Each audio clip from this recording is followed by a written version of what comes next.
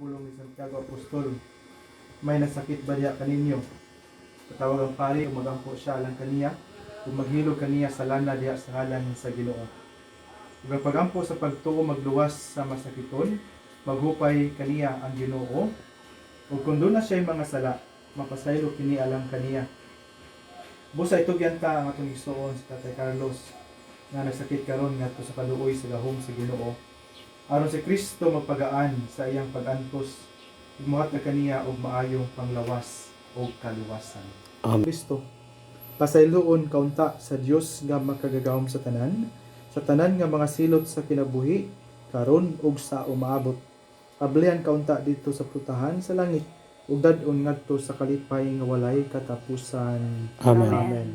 Ang tuo nining balaan nga lana mahimo tang takos ug magaanan sa iyang kasakit, maghupay sa iyang balatian.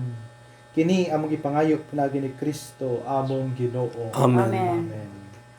Pinaagi nining santos nga hilog ug sa iyang may gugmaong kaluoy, tabangan unta ikaw pinaagi sa grasya sa Espiritu Santo. Amen. Amen. Kamatay sa Kamatot. Bukla ng kamatot. Akipisa. aron human mapasaylo ang mga sala, maluwas ikaw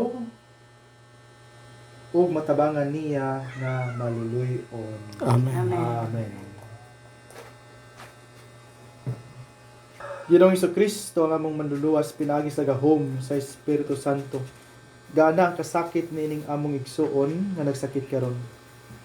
Ayuha ang iyang balatian sa lawas ug sa kasing-kasing. Diya sa imong may gugmaong kaluoy pasaylo ang iyang mga sala. Iuli kaniya ang maayong panglawas aron may balik siya sa daan niyang pag-alagad. Kay ikaw ang Ginoo hangtod sa kahangturan. Amen. Amen.